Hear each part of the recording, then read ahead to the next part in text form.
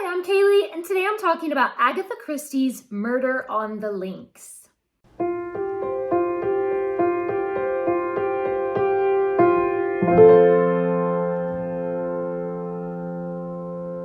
was actually kind of surprised that this one does not involve golf in any way, really. The body is found, murdered on the links, but the golf course isn't even open. So it's a very, very minor part of the mystery. It's never really mentioned in any other way. So that was actually a little bit of a disappointment.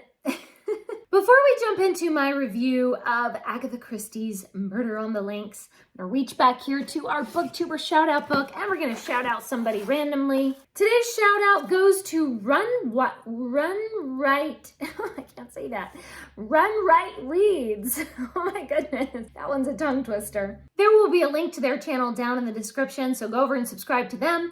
And if you haven't already, please do subscribe to this channel and give this video a big thumbs up if you love Agatha Christie, or I guess if you love golf. Hercule Poirot and his friend Hastings have been called to a small village in France, where a millionaire is in fear for his life. But when Poirot arrives, the man has already been murdered. The body was discovered nearby on a golf course that is still under construction, and there are a myriad of conflicting clues that surround the murder. I really loved this mystery, all the clues and the red herrings. It just kept me guessing and wondering the whole time. And it was amazing to see the methodical way that Poirot sifts through all these clues and arrives at the truth. When I read the final reveal of who the murderer was, I literally yelled out, "What?" I was completely surprised and amazed. I literally yelled out loud.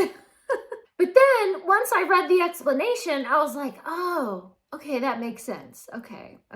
I just love being surprised at the end of an Agatha Christie novel. The writing is, of course, completely genius and engaging. Every chapter just kept pulling me into the story, and the setting and the mood of the book really paint the scene for you. There are so many complex characters in this book.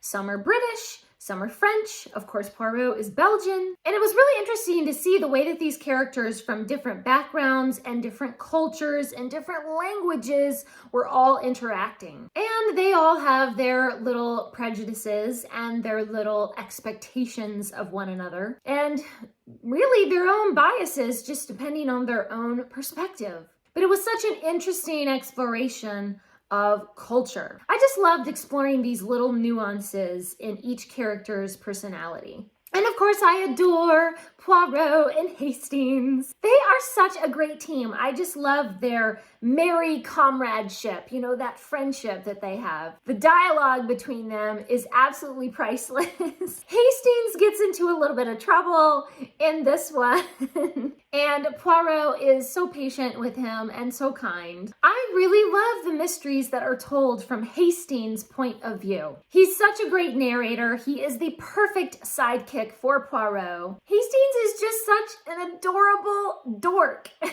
Whenever I watch a video about a Poirot novel or read a review on Goodreads or elsewhere or something, it seems like somewhere in the comments there's always somebody who says that they can't stand Hastings. Hastings is so annoying and they just want to slap Hastings or something. I read that recently where somebody said they wanted to slap Hastings, and I was just like, no! I think he's adorable. I think he's so cute and funny and just hilarious. And he has some really good qualities too. He's brave and generous and kind. He is ridiculously obtuse, I know, but he has such a good heart, He really does. So nobody mess with my Hastings. If you have something mean to say about Hastings, go comment on somebody else's video. Don't comment on mine. And of course, Poirot. Poirot is probably my favorite detective ever. He definitely shines in this book. I just love the way that he is so meticulous. He is shrewd, and he has such a strong personality. It's his steadfast temperament that pulls the story forward. I love his strong sense of morality, where he's all about finding the truth and protecting the innocent. But he also has a lot of patience with people and a lot of kindness towards his friends. It just makes my heart so happy when I read a Poirot book. I ended up giving this one 5 stars. Is it really like the very best thing that Agatha Christie has ever written? Probably not, but I just enjoyed it so much. Maybe part of that is just my bias that I already have, where I really love the Poirot and Hastings books. And so I was already of a mind to enjoy it, and so then I did. If this had been like the very first Poirot that I had ever read, I might not have enjoyed it as much. Does that make sense? Because I already love Poirot, I loved this book because it's Poirot. But if I had never heard of Poirot before, this might not be like the super best place to start with Poirot. I'm reading all the Poirot books out of order anyway, so it doesn't really matter. I'm not really trying to read the Poirot series in order. I'm just reading them just randomly, whichever one I happen to pick up next. So please leave me a comment down below and let me know, are you a fan of Poirot and Hastings like I am? And what is your favorite Agatha Christie book? Or maybe like, it's hard to pick a favorite, but maybe one of your top 2 or 3. And if you don't like Hastings, then don't even bother leaving a comment. I just don't need that kind of negativity in my life, people. Thanks for watching. Please subscribe, and remember, the right book in the right hands at the right time can change the world.